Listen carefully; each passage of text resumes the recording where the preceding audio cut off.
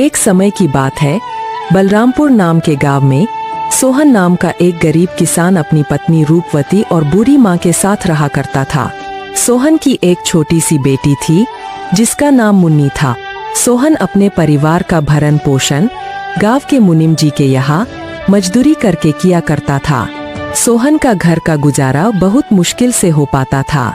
सोहन के पास थोड़ी सी जमीन थी जिस पर रूपवती दिन भर मेहनत करके तरह तरह के फसल उगाती और गांव के बाजार के दिन सब्जियां और फल बेचा करती थी।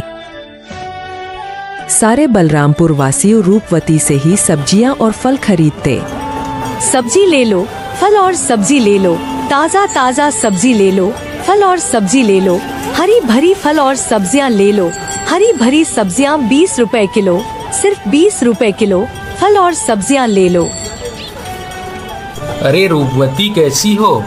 घर में सब ठीक तो है ना? और मुन्नी कैसी है? मदन काका, मैं ठीक हूँ और घर में भी सब ठीक ही हैं और मुन्नी भी बिल्कुल ठीक है। काका और बताओ आज बाजार कैसे आना हुआ और काकी कहाँ है? क्या बताऊँ रूपवती, तुम्हारी काकी किसी काम से दूसरे गांव गई है। इस कारण रसोइये का सारा काम मुझे ही करना पड़ रहा है। तो सोचा क्यों ना आज बाजार से सारा सामान लेते चलूं। अच्छा, तो ये बात है मदन काका। अच्छा रूपवती, तुम ये बताओ टमाटर कैसे किलो बेच रही हो? रोज की तरह 20 रुपए किलो ही बेच रही हूँ काका। अच्छा ऐसा करो रूपवती, मुझे 1 किलो टमाटर दे दो। क्यों नहीं काका, देती हूँ।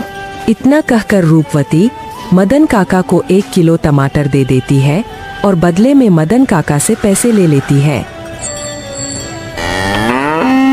रूपवती के खेत में एक पुराना कुआं भी था जो सालों भर सूखा ही रहता। उस कुएं में एक बूंद पानी भी नहीं था। इस कारण रूपवती दूसरे गांव वालों के कुएं का पानी अपने खेतों की सिंचाई और खेती के लिए इस्तेमाल करती थी। अपने कुएं से पानी लेते देखकर कुएं के मालिक हरिदास को रूपवती से बहुत जलन होती थी। एक दिन जब रूपवती अपने खेतों में मेहनत से काम कर रही थी, तभी वहां कुएं का मालिक हरिदास आता है और रूपवती से कहता है, अरे रूपवती कैसी हो? खेतों का काम कैसा चल रहा है? मैं ठीक हूँ हरिदास चाचा, खेतों का काम भी ठीक ही चल रहा है। मैं यह कह रहा था रूपवती कि मैं तुम्हें बहुत सालों से अपने कुएं का पानी देता आ रहा हूँ। अब मैं तुम्हें अपने कुएं का पानी नहीं दे सकता क्योंकि गर्मियों का समय आने वाली है और मेरे कुएं में पानी बहुत कम हो गया है। लेकिन हरिदास चाचा, अभी तो गर्मियों का समय आने में 2-3 महीने बाकी है। तब तक मैं अपनी खेतों का काम कैसे करूंगी, आप ही बताइए चाचा। मैं कुछ नहीं जानता रूपवती, यह तुम्हारी दिक्कत है। तुम अपना समझो, मैं तुम्हें अपने कुएं का पानी नहीं दे सकता।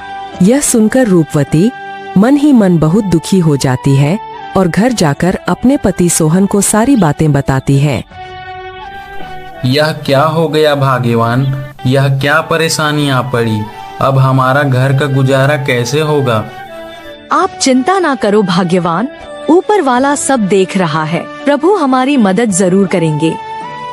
अच्छा ठीक है रूपवती, तुम जाकर आराम करो, मैं हरिदास काका से मिलकर आता हूँ। यह कहकर सोहन हरिदास काका से मिलने उनके घर की ओर निकल पड़ता है।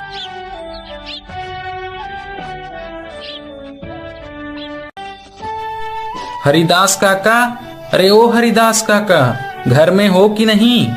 अरे कौन है भाई, रुको आता हूँ। अरे सोहन तुम हो? मेरे घर कैसे आना हुआ? हरिदास काका, मुझे रूपवती ने बताया कि आपने हमें कुएं का पानी देने से मना कर दिया। हाँ सोहन, यह बात सच है कि मैंने रूपवती को अपने कुएं का पानी लेने के लिए मना कर दिया। ऐसा क्या हो गया हरिदास काका? देखो सोहन, मैं तुम्हें कई सालों से अपने कुएं का पानी देता आ रहा हूँ और इस बार गर्मियों का समय आने वाली है। इस कारण मेरे कुएं का पानी बिल्कुल सूख कर कम हो गया है। अगर मैं तुम्हें अपने कुएं का पानी देता हूँ तो मुझे गर्मियों में बहुत परेशानी होगी। लेकिन हरिदास काका, अभी तो गर्मियाँ आने में 2-3 महीने का समय है, तब तक मेरे खेतों का क्या होगा? मैं कुछ नहीं जानता सोहन, मैंने रूपवती को भी कहा था कि यह तुम्हारी समस्या है। मैं तुम लोगों को अपने कुएं का पानी नहीं दे सकता। सोहन हरिदास काका को कुएं का पानी देने के लिए मनाने का बहुत कोशिश करता है, लेकिन हरिदास नहीं मानता है। फिर सोहन दुखी होकर थक हार के अपने घर की ओर निकल पड़ता है।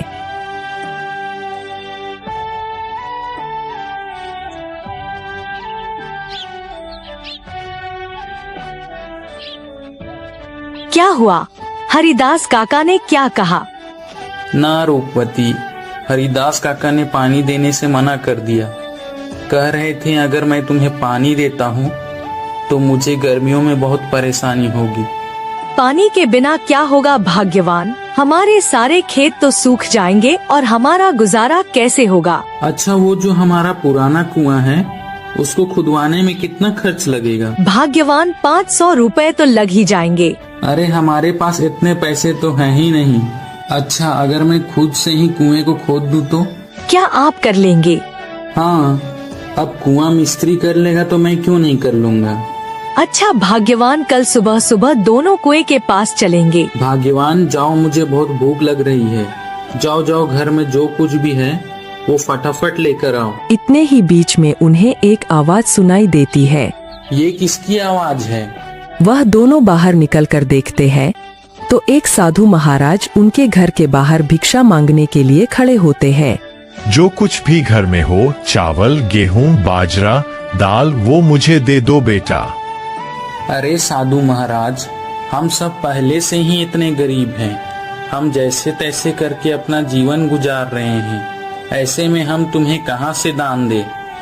सोहन की स्थिति देखकर बाबा जी समझ चुके थे और बोले, कोई बात नहीं बेटा, कोई बात नहीं, ठीक है बेटा, अब मैं चलता हूँ। मैं किसी और के घर में भिक्षा मांग कर खा लूंगा। अरे रूपवती, हमारे घर में बाबा को देने लायक कोई भोजन है क्या? भाग्यवान, हमारे घर में बाबा को देने लायक कुछ भी नहीं है।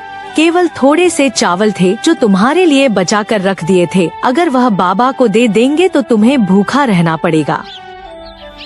रुकिए बाबा, भाग्यवान जाओ और मेरे हिस्से का भोजन है वो जाकर बाबा को दे दो। लेकिन भाग्यवान, अगर मैंने आपके हिस्से का चावल बाबा को दे दिया तो तुम्हें भूखा रहना पड़ेगा। तुम उसकी चिंता मत करो भाग्यवान। अगर वैसे भी अगर मैं बाबा को भूखा जाने दूंगा तो मेरे गले से भोजन नहीं उतरेगा। जाओ वो भोजन लेकर आओ।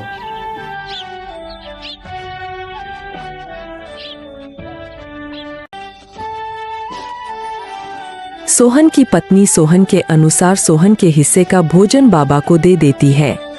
धन्यवाद बेटा, धन्यवाद। भले ही तेरे अभी बुरे दिन चल रहे हैं, मगर ऊपर वाला सब देख रहा है। वह एक दिन तेरी अवश्य सुनेगा।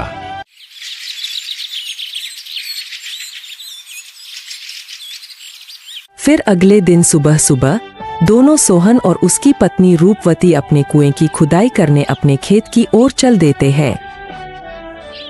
देखो रूपवती, देखो हमारे कुएं में तो एक भी बूंद पानी नहीं है। हाँ भाग्यवान, प्रभु हमारी कौन सी परीक्षा ले रहे हैं? फिर सोहन कुएं में नीचे उतरकर कुएं की खुदाई शुरू कर देता है।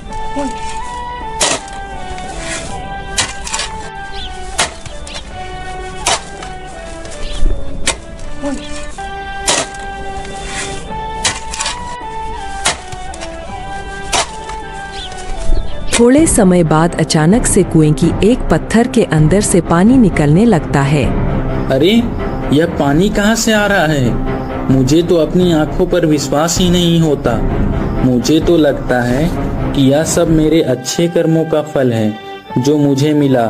भाग्यवान सही कह रही थी और बाबा जी भी सही कह रहे थे कि तुम्हारे कर्मों का फल तुम्हें अवश्य मिलेगा। ऊपर वाले ने मेरी सुन ली। अब मैं इस पानी से मैं अपने खेत की सिंचाई अच्छी तरह से कर सकूंगा। सोहन बहुत खुश हो जाता है और ऊपर जाकर रूपवती से कहता है, भाग्यवान, प्रभु ने हमारी सुन ली। नीचे पत्थर से पानी निकल रहा है। क्या आप सच कह रहे हो भाग्यवान? प्रभु ने हमारी सुन ली। अब हमें खेती करने में कोई परेशानी नहीं होगी।